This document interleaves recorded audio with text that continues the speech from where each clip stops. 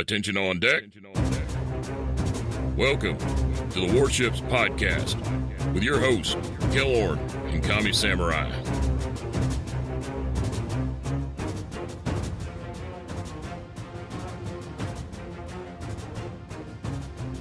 Hello and welcome to episode 23 of the Warships Podcast. Today we'll be discussing the upcoming season of ranked battles and what ships are going to be viable and not viable at Tier 7. Just like last season, we have Arun returning as a guest to talk ranked battles. Welcome back, Arun. Hey guys, Arun here. So, what have you been up to since the last time you were on the show, Arun? I've seen quite a few videos from you. Well, I've mostly made videos, although I believe I went to Wargaming Fest and spoke with Evan, actually, one of the developers, for quite a while, but I haven't made a video of that.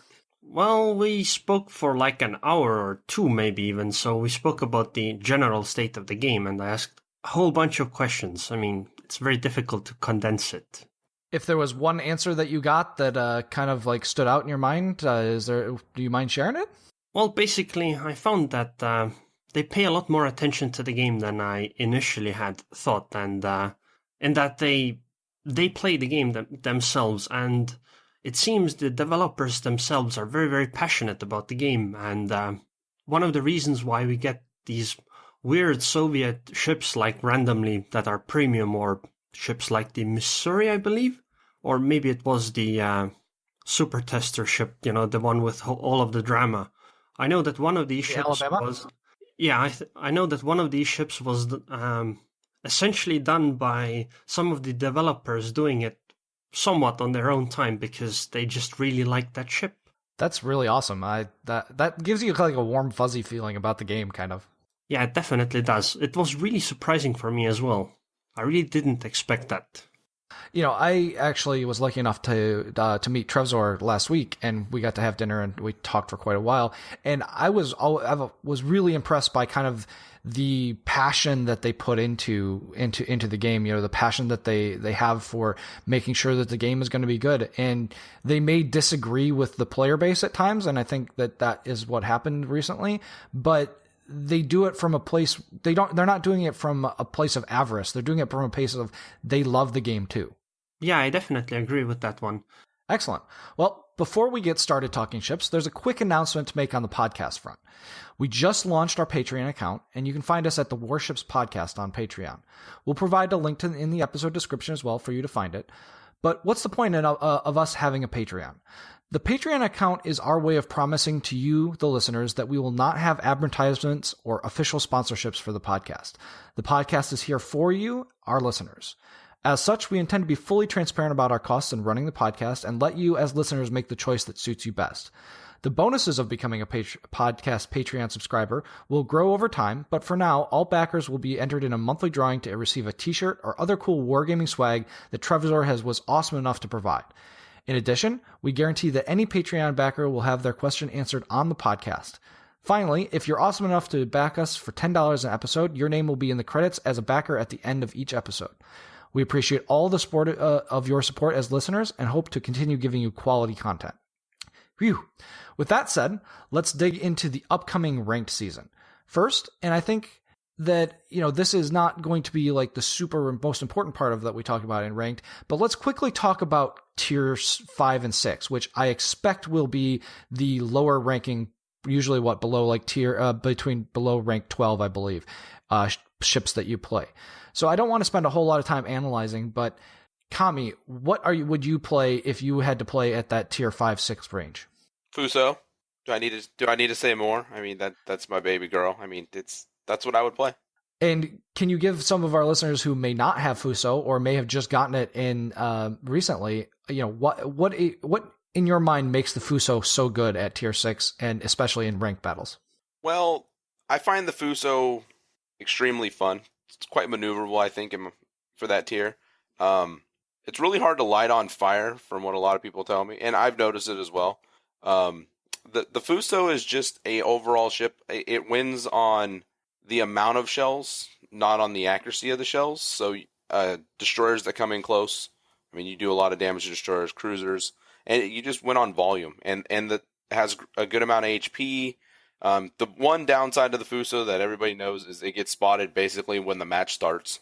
But if you angle correctly, the Fuso will win almost every matchup. The only ship that it tends to struggle with a little bit is the Bayern, just because that ship has really good armor, and if it angles on.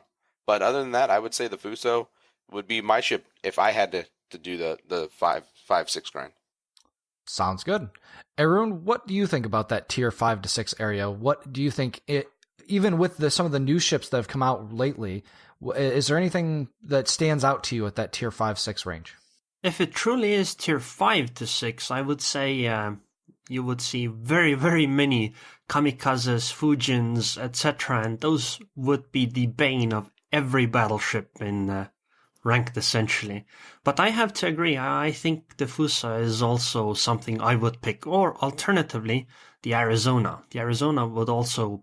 Essentially the same reasoning applies as the Fuso. You also have 12 guns, but you have this magical survivability for some reason. It's funny, I was actually in a game yesterday in my Arizona versus a Fuso, and I will say that a well-handled Fuso who angles properly is very difficult for an Arizona to deal with. It's not impossible, but it's very difficult. So it's okay. The Fujins will kill it for you. Yeah, if it's 5-6, I totally agree that you'll see a lot of those pesky kamikazes and things. Vanessa, how about you? What about you in the tier 5 to 6 range? I'm going to come out of left field on this one, and I'm going to say the HMS Perth. And just because it's such a fun ship, I have so much fun in that cruiser.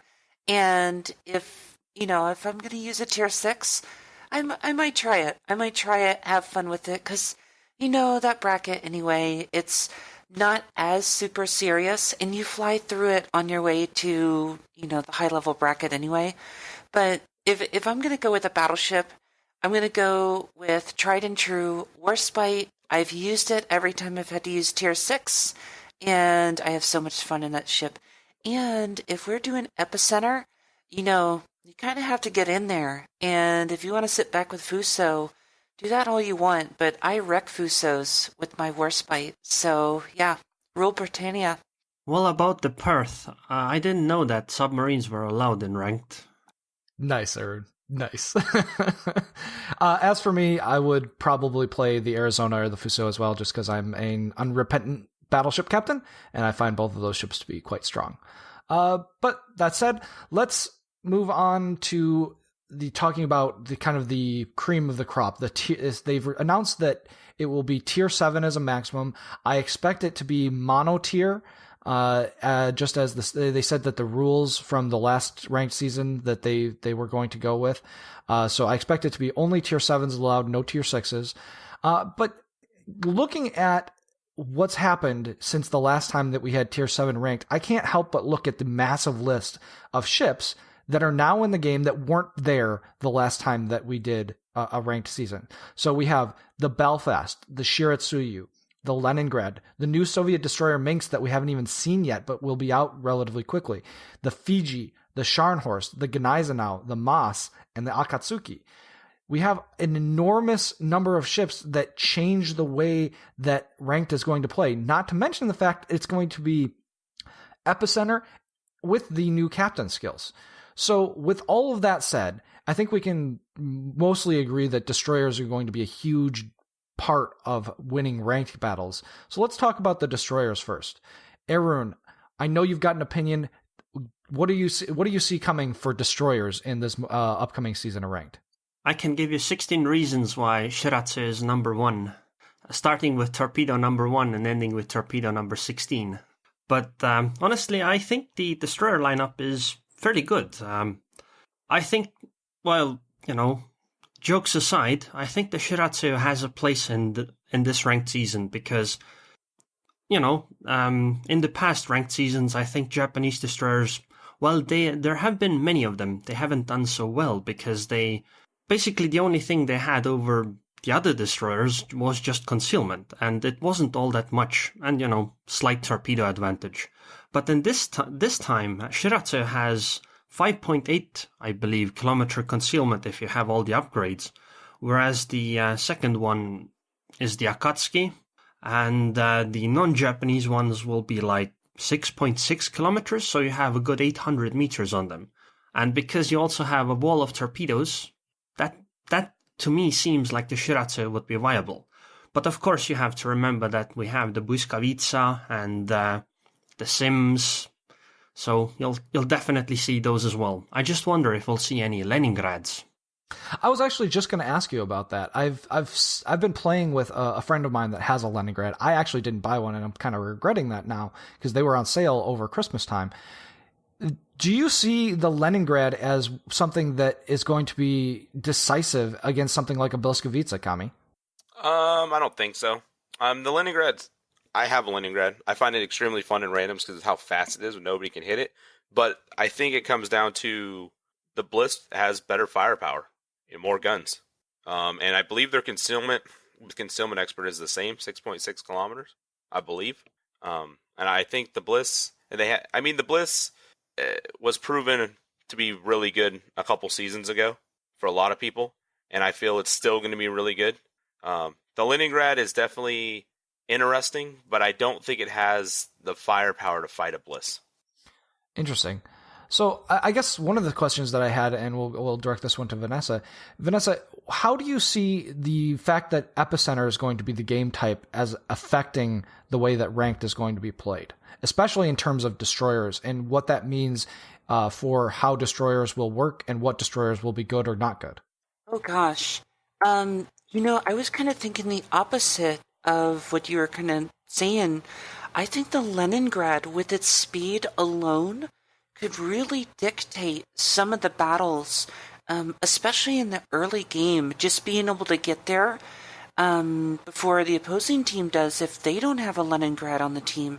And I really regret not picking up one over Christmas because, my gosh, destroyers were so critical in the last ranked of Tier 7, or the last ranked season of Tier 7. And Leningrad, it's just so quick.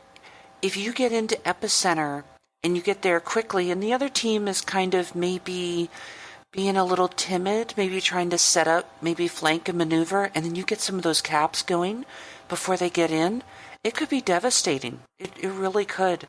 The early intel that you get, maybe you scout the other battleships before, say your side battleships are seen. That's going to play a really big role, in kind of, they're kind of setting up there. We know they're going for those islands for cover. Maybe I'll flank this way, or, maybe hang back a bit, or maybe charge. Maybe we have an idea of where the destroyers are going to be, and, we'll take advantage of that intel. There's going to be a lot. I think high-tier play is going to be really interesting with all the different options that we're going to be seeing this ranked season. I think the Leningrad will have trouble with the fact that, because it's Epicenter, people will likely be quite tightly together and there will be very many torpedoes going around. And the Leningrad's problem is that she has like a really, really big turning circle, so it might end up being too difficult to really dodge enough torpedoes, in my opinion. So that's an interesting point, Aaron. This Epicenter mode, I don't think that capping is going to be quite as critical as it was when we were doing the domination mode.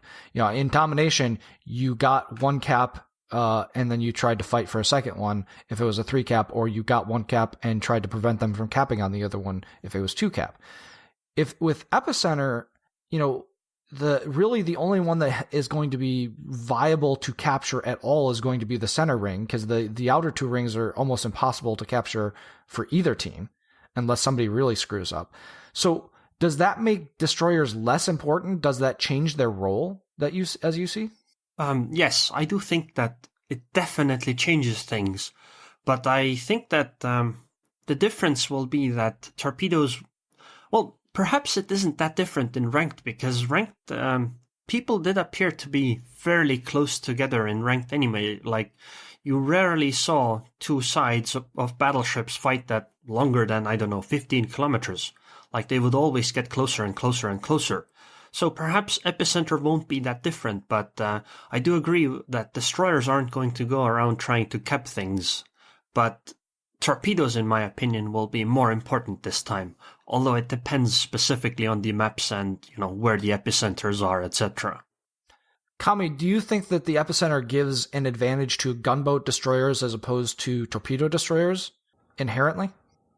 I don't know if it gives them an advantage, but, my whole thing with destroyers, you want to be able to defend yourself if you do get spotted. And in ranked, typically teams, I'm gonna use this loosely, but typically teams do shoot at the destroyers. So being able to defend yourself against another destroyer that may have spotted you or you have spotted, it is important. But I think that the Shiratsuyu is going to be, like Arun said, is going to be a very viable option this season, just because it can spot other DDs before you can see it, and just the amount of torpedoes that it can throw out. I mean, I think it gets the torp reload booster. It does. That's why I can throw out 16. Yeah, so 16 torpedoes thrown into a gap that a team might have just smoked up a battleship. It's going to make it incredibly difficult for that battleship to make it, out of that, that area safely. But when it comes to epicenter specifically, I don't know. Like, capping is not going to be as important, like you said, as it was in the previous seasons, because everybody's going to be kind of huddled, facing each other over a smaller area. So I think gunboat destroyers will have more of a place to shoot other ships, maybe than just staying stealth. So one of the quick questions that I'm kind of interested about in terms of epicenter, do you think that epicenter helps or hurts the ranked meta that we've seen over the last few battles of ranked, Arun? I think it's definitely going to change. But my question is, well, I think it helps the current meta in that I think destroyers and battleships will be even more important. But maybe that's not such a bad thing, considering some of the cruisers we can get. I just kind of feel bad for the people that want to play their Pensacola's. Because, playing a Pensacola is always a good idea, Arun. All right, so I'm going to ask you guys to give me a destroyer, a premium destroyer and a non-premium destroyer for those that have access or don't have access to those ships as your recommendations for the two destroyers to play. So let's start with you, Vanessa. Give me a premium destroyer that you would like to play and what you think is the best non-premium destroyer, and make a distinction about what you think is the overall best. Oh, goodness. Well, for a premium destroyer, I think I would have to fall back on Sims. The destroyer has carried me through and through the previous Tier 7 ranked season. But I do have the Blisk Vega now, thanks to the Santa Wanted. So it's possible I may bring that. But Sims, such a fun destroyer, and those sea mines are just truly hilarious. So for premium, I think I'm going to lean on Sims. And for a tech tree, and everyone's going to say, well, I don't want to say everyone, but I know a lot of people are going to be looking at Shiratsuyu. But I'm thinking maybe Libric Mas. Bringing in that sonar, maybe throw a little change into the crazy smoke meta that we're going to see in this coming rank season. Interesting choices. Arun, give me a premium and a non-premium destroyer that you would recommend, and give me an overall best. Shiratsu and Błyskawica. Now, it's difficult to say what the overall best is, because I expect Shiratsu to do really well, but perhaps it doesn't work out because, I have never played Epicenter in ranked before, because ranked tends to be slightly different than what we get in random battles. But, if I were to give an overall best, I think it would be the Błyskawica still, because she can torpedo, she can use her firepower, she is also really fast, but her only, downside is the rudder shift, so you might just fall to the same problem as the Leningrad. Gotcha. Kami, do you have a dissenting opinion, or are you pretty much on board with either Vanessa or Arun? For a tech tree, I'm gonna have to disagree a little bit. I think for the tech tree, I still think the Mahan is a good choice. You get the guns, and you get a lot of torpedoes. And like everybody's been talking about, Epicenter, we don't know how Epicenter is going to play out, but I feel like a lot of teams are going to try to push their battleships up to like the second ring. And I think the Mahan, just with the torpedoes and being able to, gunfight. Yes, the detection's not as good, but I think the Mahan is definitely for the tech tree a good choice. And and the torps do damage, unlike the Sims where you're lucky if you get 5K. Now for a premium, I gotta kind of agree that the Bliss and the Sims I think are gonna be where it's at again. Bliss for firepower, Sims just for area denial, and the Sims, like I played the Sims back when we had the last tier 7 rank season, and it did carry me to the rank 1, so I can't say anything bad about the Sims, and I honestly play it for fun. It's a really good DD, and it has defensive fire, so that's something. Yeah, I think that the point about the Mahan is a really good one. The Shiratsuyu gets 16 torps, but it can only do it every 2.5 minutes, Arun? Something like that? Yeah, I think so, something like that. Whereas the Mahan, every reload gets 12 torps. You have to turn around to use them, but you always have them. So I think that was a really good point about it, as a tech tree ship, that the Mahan is a good choice. I also think Shiratsuyu is going to be a good choice, just because I think of the detection advantage that it's going to get. But very, very cool stuff there. Arun? Well, one thing I wanted to say about the Leberecht Maas is that my worry with the ship is that, we saw in the domination ranks before that destroyers will smoke battleships.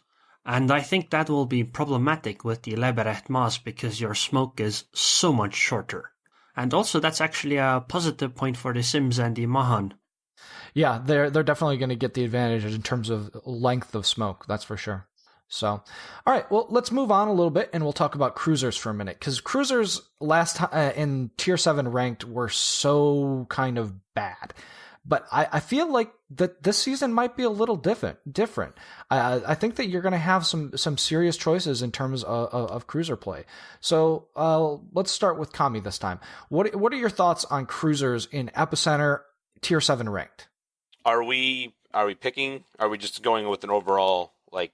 Let's go with an overall for now. So just Yeah, I think cruisers are going to be really good this season. There's a lot of choices, a lot of good choices. I mean, there are going to be people that have flints that have earned them. Atlanta has radar.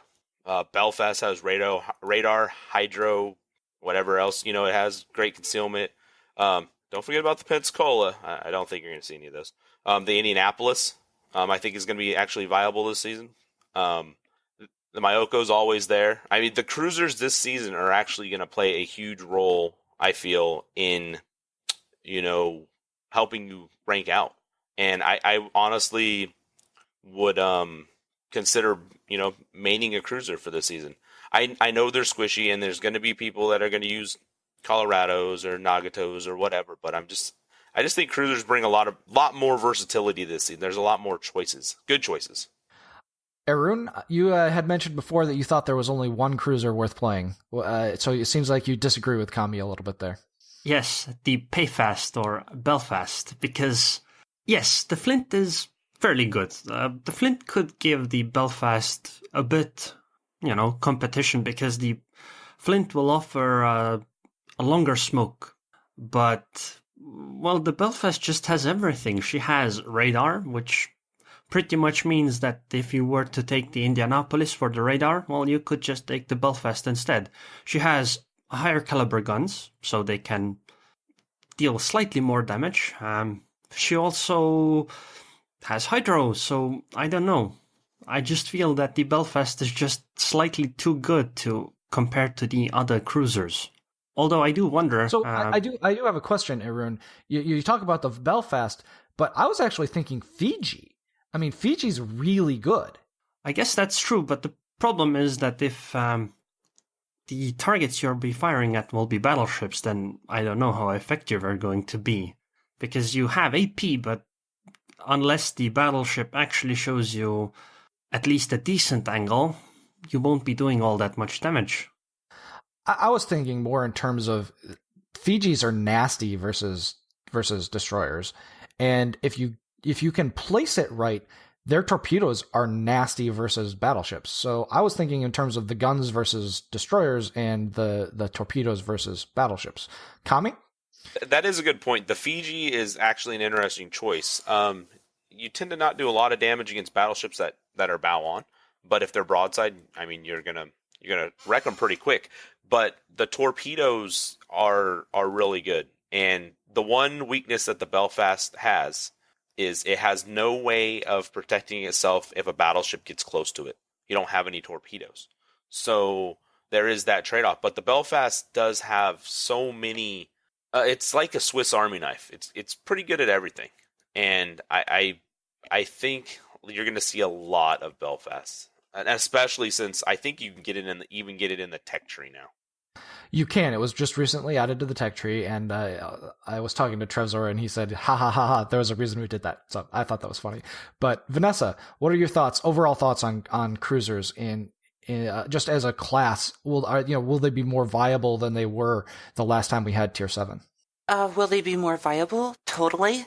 Oh my gosh, there's so many good options. I think we're going to see a lot of Flints and a lot of Belfast. And I think we'll see a lot of Belfast just because of what they can bring to the team. The Flint, I think, is going to be incredibly nasty. It's got decent torpedoes, and that smoke is just crazy. And if people are speccing their captains to maximize that smoke on the Flint, they're going to be a really good team supporter, especially if the destroyers are out scouting and spotting while everyone else is just chilling in Flint smoke, eradicating everything. Something that has not been brought up, but I think we're going to see a lot of people, I don't want to say YOLO with Miyoko, but think of how many different Miyoko clones are out there now, and a lot of people have them. And oftentimes there's people who will venture into rank, and they're only kind of ventured in there because maybe they only have one ship at that tier, or, they're just, you get those players that kind of go in. I have a feeling we're going to see a lot of, Miyoko and Miyoko clones just because of how many are available. I think that's a really interesting point, too, and I think there are, 7 different Miyokos in the game now or something, Arun? I think you were saying that earlier.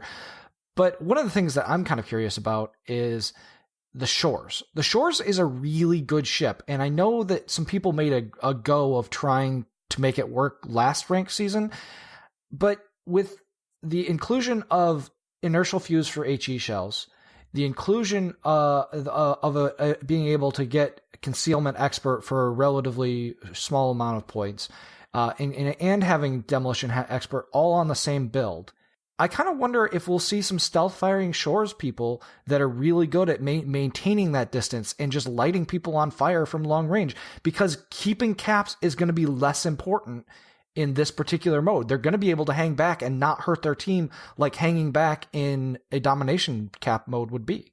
You'll probably see Shores. You'll see them. And I don't know how good they're going to be. But my feeling is when you bring into a ship to a 7v7, you want to bring a ship that has utility. You want to bring a ship that has a way of impacting the game in more ways than just damage, whether it be radar, whether it be a smoke. You want to have a ship that has multiple ways, not only of helping the team, but survivability. And like you said, the Shores would have to sit all the way in the back. Well, what happens if the game starts, going the wrong way? How does the Shores, help carry the game? That's my only thing. That's my feeling is, farming damage is great. It helps the team in a sense of getting targets down. But when it comes down to it, I don't know if the Shores has the utility to be viable. Something that I'm thinking about, if you're going to be kind of hanging back and fighting, and it may be detrimental to the team. And I'm kind of agreeing with you, Cammy, but think about this. A Indianapolis hanging back a little bit, bow on, those guns are incredibly good, just like the Pensacola. Yeah, it's a glass cannon, but if you're not worried about individual caps and you're in epicenter mode, I think the Indianapolis might have a place just because of how good those guns are. Yeah, the Indianapolis has really good guns. I can see the Indianapolis, but then again, there's a cruiser that has some utility, has radar. Well, my problem with the Indianapolis though is that it's got 16 millimeters of bow armor. Virtually everything can overmatch that. So even if you are bow on, yeah, it's a small target, you're still not going to bounce anything though. That's a problem. Yeah, but what are we talking about bouncing? Are we talking about bouncing cruiser shells, or are we talking about bouncing battleship shells? Well, you're going to see battleships. I mean, battleships we're going to see in Indianapolis and be like, hey, that's food, you know? Well, I see a Shores, and I'm like, hey, that's food. That's a fair point, too. I one-shot at Shores last time we did this, so... Yeah, and I think with, that's the cruiser life. It sees battleships see them. Battleships take shots at them. And I think whatever you choose to play, make sure that, you know your ship inside and out. We're not going to tell you not to play the Pensacola because it's not going to fit into the game. We're just going to give you subtle hints that the Pensacola may or may not help the team as much as another ship. How's that? At the risk of jumping into the next topic, which I'm sure will be battleships, I suspect we're... You're wrong, we're going to talk about carriers. No, I'm kidding. Oh no. I feel we're going to see mostly Scharnhorst and Gneisenau, which I think Indianapolis would stand a better chance bow on against those two than, say, maybe... I know someone will bring Colorado, but just pointing that out real quick before, the battleships we're going to see are probably going to be a lot different than the last Tier 7 ranks. Fair enough. Arun, before we jump into actual recommendations and cruiser ideas, do you have any final thoughts on cruisers as a whole and their place in Epicenter? I feel that I don't really know what the place for cruisers in Epicenter is, but I do think that cruisers like the Flint and the Belfast and the Fiji will have their place because they will be just smoking their team. Fair enough. Well, let's start with Vanessa this time. Or no, we started with Vanessa last time. Let's start with Kami this time. Give me a premium and a non-premium cruiser that you feel are the best ones that you could recommend. Non-premium, probably the Myoko. Torpedoes, HE's good. Not much to say. Everybody knows the Myoko. Premium, I personally will have to say the Belfast. I don't have a Flint yet, so I'll go with the Belfast. But I just like the Belfast. The concealment on the Belfast, the guns on the Belfast, just the rate of fire on the Belfast. The only thing the Belfast really doesn't have is torpedoes. And that's it. I'll have to say the Belfast, overall would probably be my choice. And that's probably what you guys will see me in. All right, Arun, give me a premium and a non-premium cruiser for viable and ranked this ranked season. Belfast for premium, and I actually agree with you. The thoughts said earlier about the Fiji. I think the Fiji might be the best non-premium option. Awesome. And Vanessa, last but not least, give me a premium and a non-premium tier 7 cruiser that you think are the best.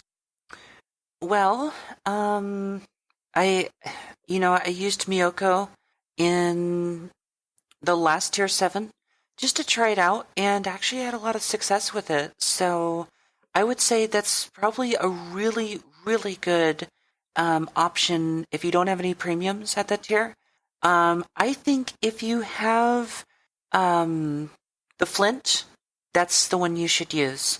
Belfast, yes, is a Swiss Army knife and brings everything, but Flint, that smoke is crazy, and it is all about smoking and team support in ranked battle.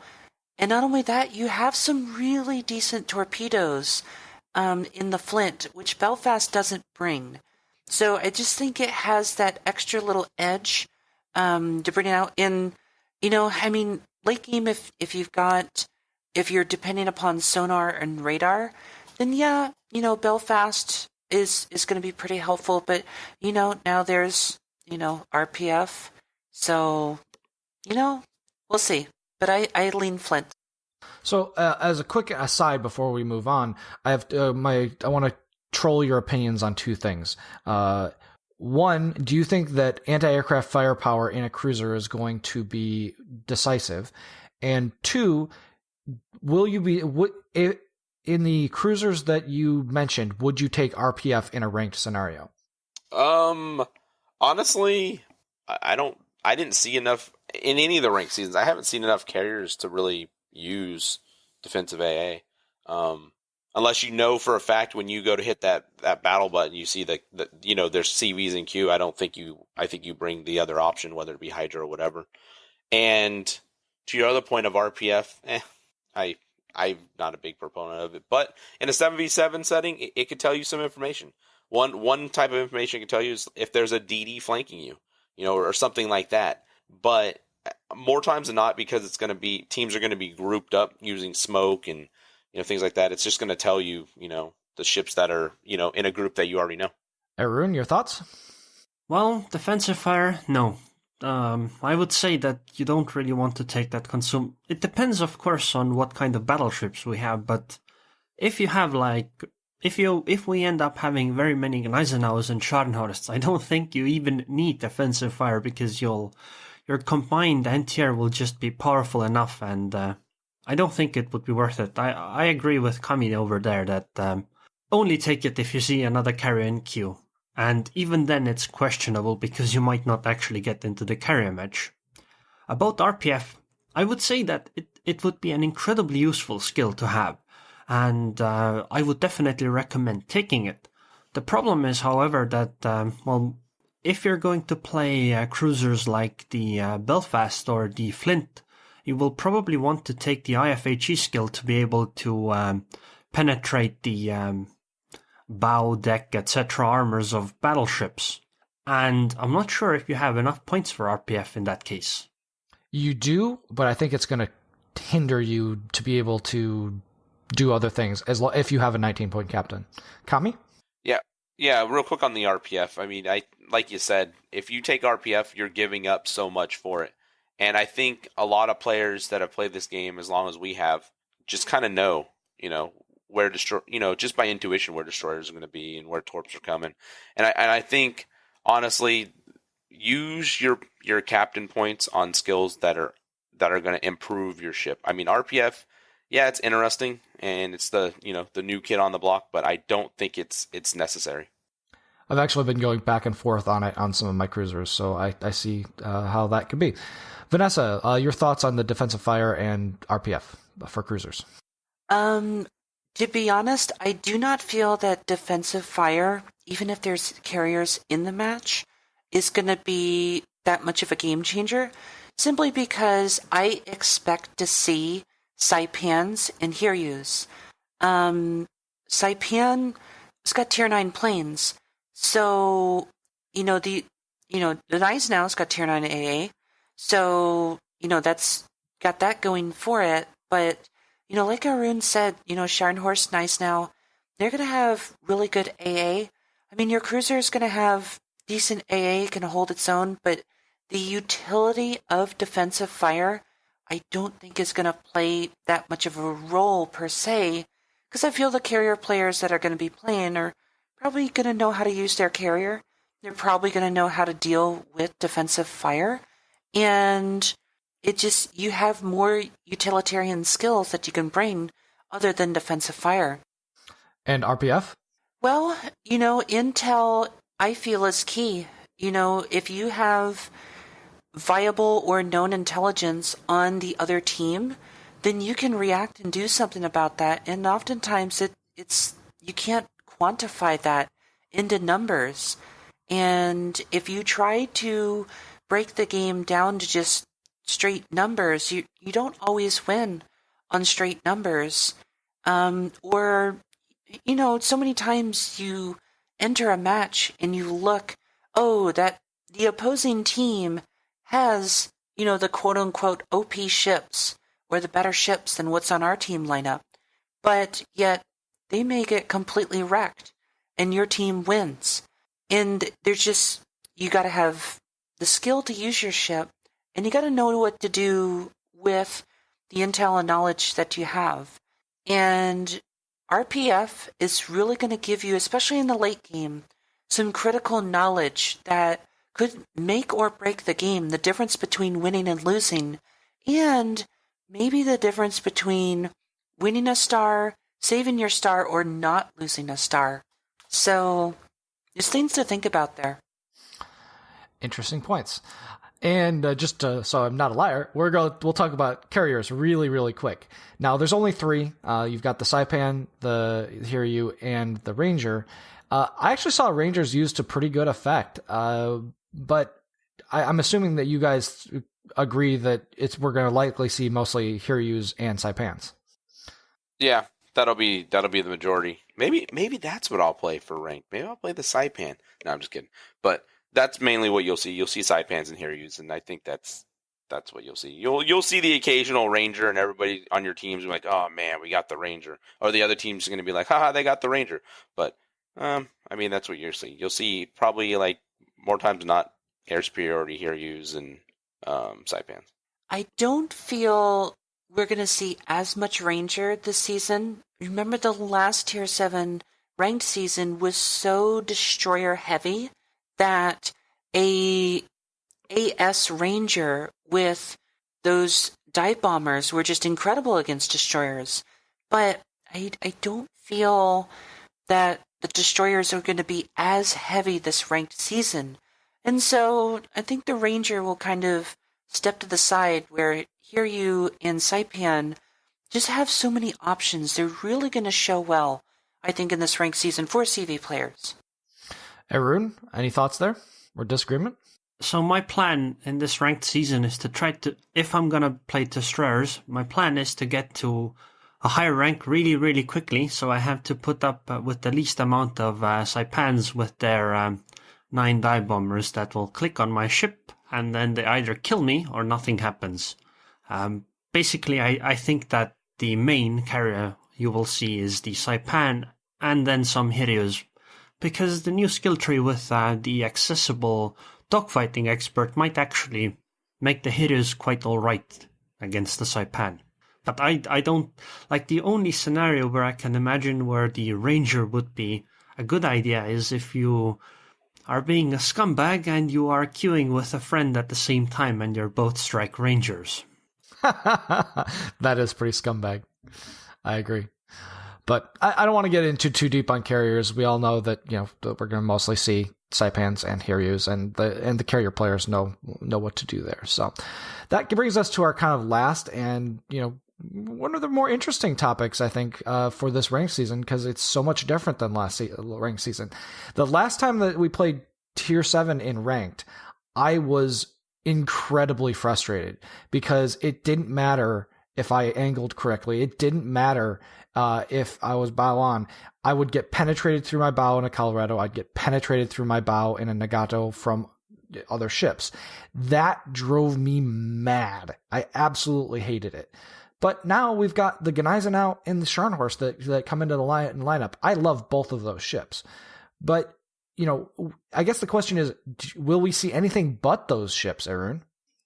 I think we'll definitely see the other ships. The question is how often, and I think we will more likely see, on the EU server, we will more likely see Nagatos as the other option.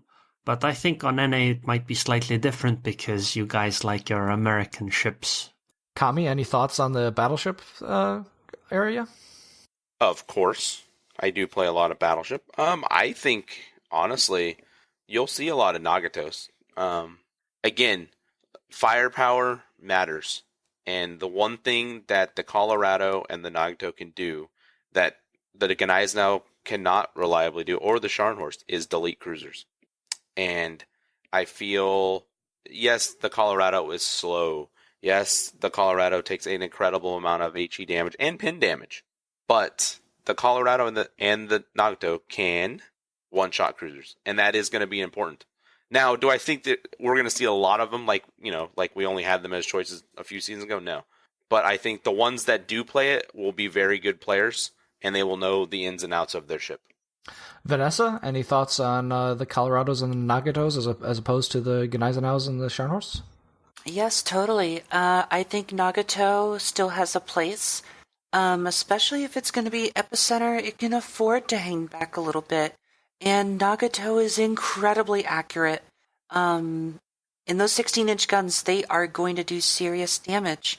And if your competition is, say, Gneisenau or Scharnhorst, you're not going to take as much damage on the receiving end in Nagato. Now, if you get caught out, you're not going to be able to run away. You're going to get chased down, torped, and destroyed. Colorado, I actually feel it still has a chance, and that's because it can turn and dodge the torpedo soup that is going to be this ranked season. All the smoke and all the torpedo soup that's going to be going on in it. I think Colorado still has a chance. You still have to get in the cap. You still have to fight for the objective. And the Colorado still has some armor there that, it can put up with. And, again, if your competition is, say, Gneisenau or Scharnhorst, you're not going to be taking, all those bow-on pins. Now, of course, the other side has Nagato and you're in Colorado or vice versa. Then it's just going to be like the last ranked season, and you're just going to be frustrated and screaming at your computer.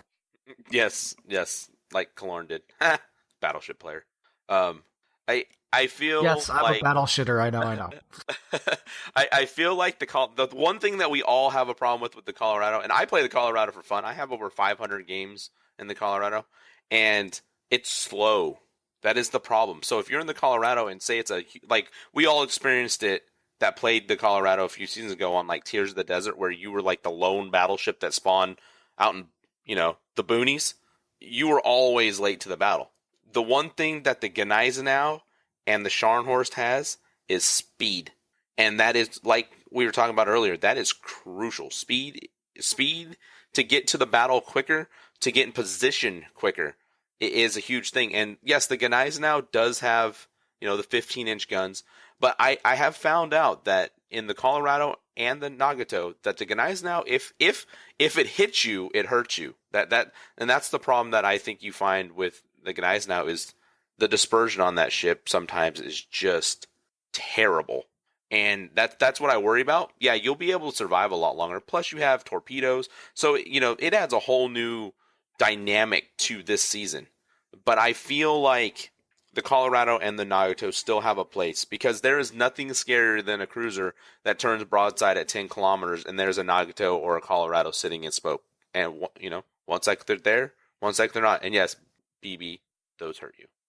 Well, I guess one of the things, the big problem I had with battleships in the last ranked Tier 7 was survivability, is that I kept getting, mistakes got punished so hard. You would get, if you showed any kind of broadside at all, you'd get citadel. You could get citadel from the front if you in certain situations in both the Nagato and the Colorado.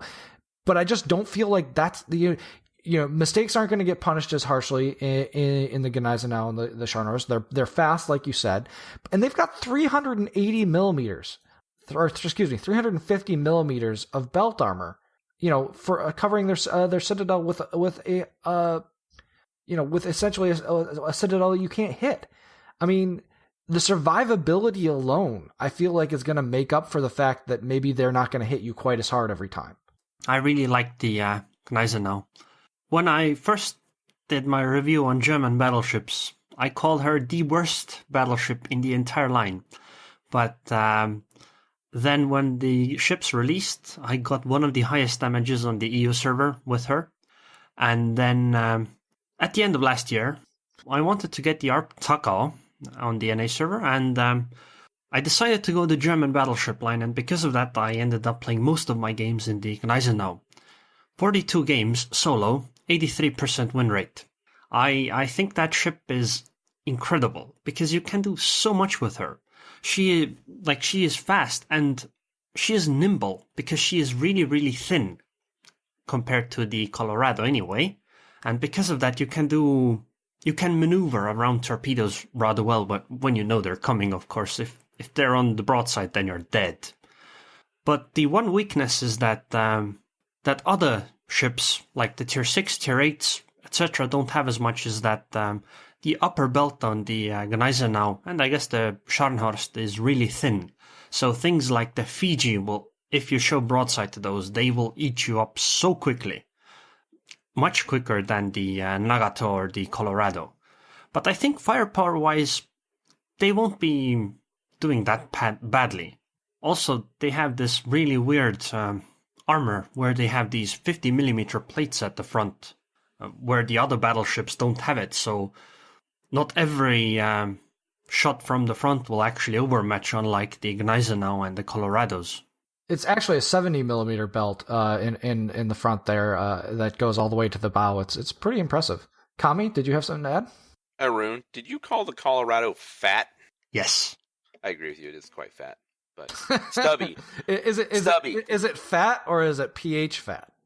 Oh, it's definitely no. It's F fat. It's FAT fat. Like, it's wide.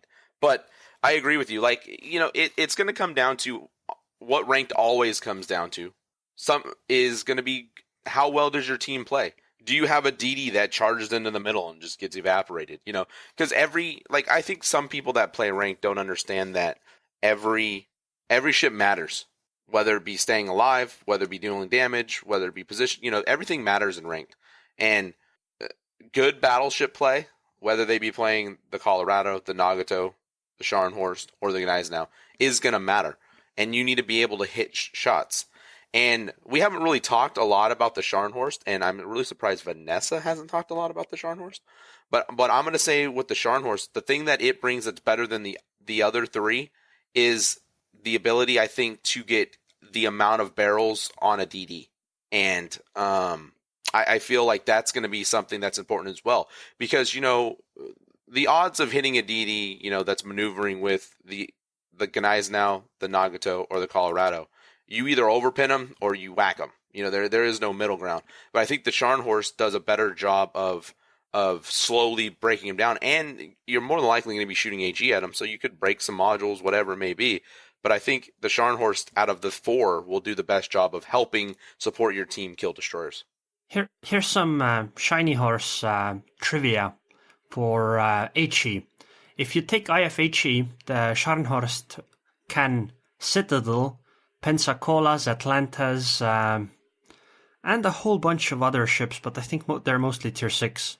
So you can actually do quite all right with just HE on her, but I don't recommend it. I want to know why you know that, Arun. Why did you even do the calculations? Like, why would you take FHE on the Scharnhorst? Well, actually, I didn't. I took it on the Graf Spee because it can do exactly the same thing. And I actually wanted to make, or I am going to make it today's video, where I am citadeling cruisers with Graf Spee's HE. Okay, that is funny, and I will look forward to seeing that, that's for sure. Now, I do want to talk about Scharnhorst real quick, because you're right, Kami. I love the Scharnhorst. The Scharnhorst is literally one of my favorite ships in this game to play. I love her so much that I bought her again on EU, so I can play her on EU as well when I play over there. I have 79 battles in the Scharnhorst with an 83.5% win rate. It is a ridiculous ship. It is incredibly powerful against basically any ship type in the game. I don't like fighting battleships one-on-one, but I can do it if I have to. In the Scharnhorst, I can get into a spot. I can use my armor to avoid taking big hits, and I can use my torpedoes against ships like the Colorado and the Nagato, and there's nothing they can do about it. I can put the 283mm shells through the upper belt armor of the Gneisenau or another Scharnhorst. I know how to do that. I know where to aim. And they're still, they take a little longer to kill cruisers just because you don't get those massive hits, but you can Citadel cruisers all day long if you want to.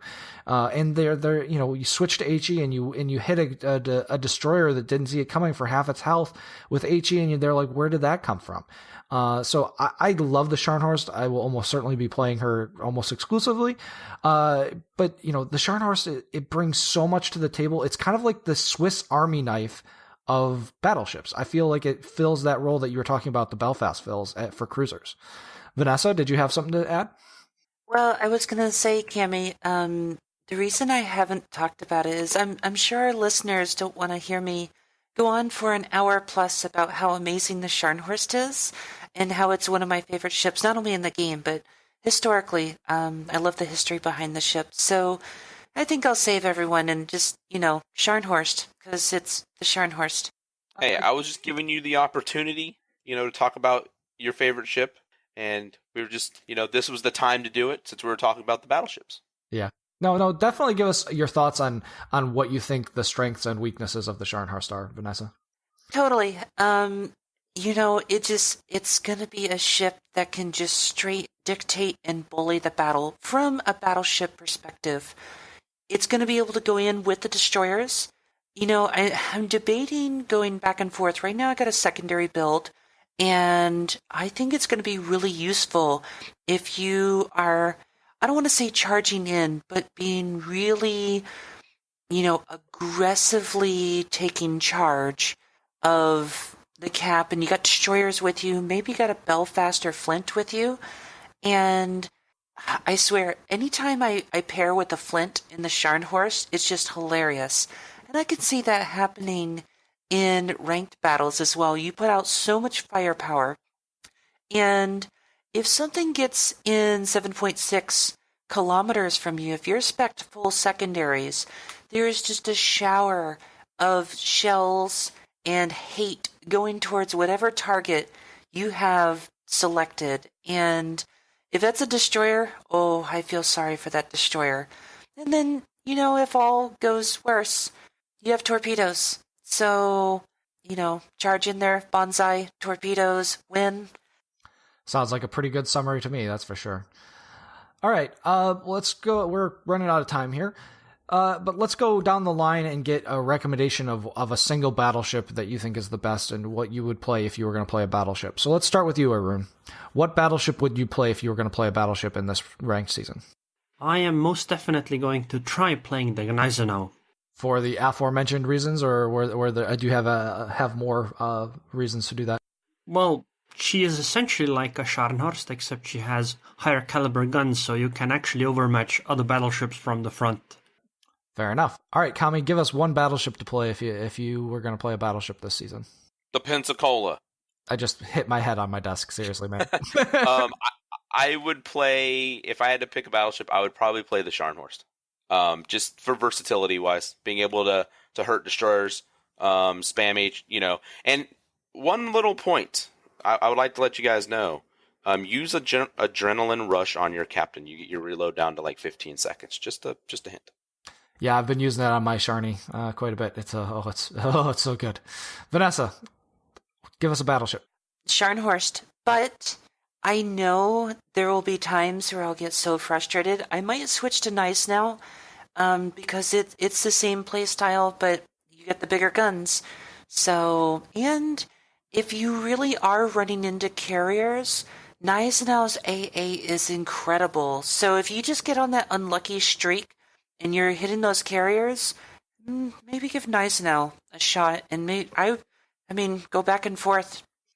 I wish I could disagree, but I'm exactly in the spot that Vanessa's at. The Gneisenau is going to be really, really good against when you have carriers in the battle, better than the Scharnhorst in that particular perspective, in my opinion.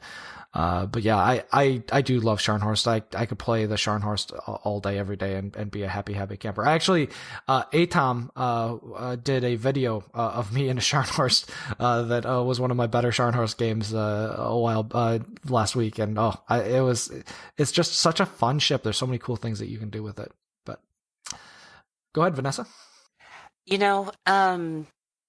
I am really going to enjoy, even if I have like a terrible ranked season, the amount of elite XP I'm going to be farming on my Scharnhorst because, yeah, it was my first 19-point captain. It's always been my highest point captain.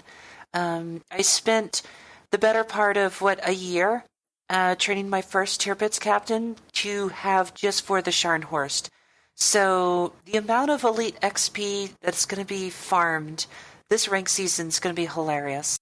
I think overall for this season, versatility is going to be king. The ability to do, in whatever ship you're in, the ability to do more than one thing.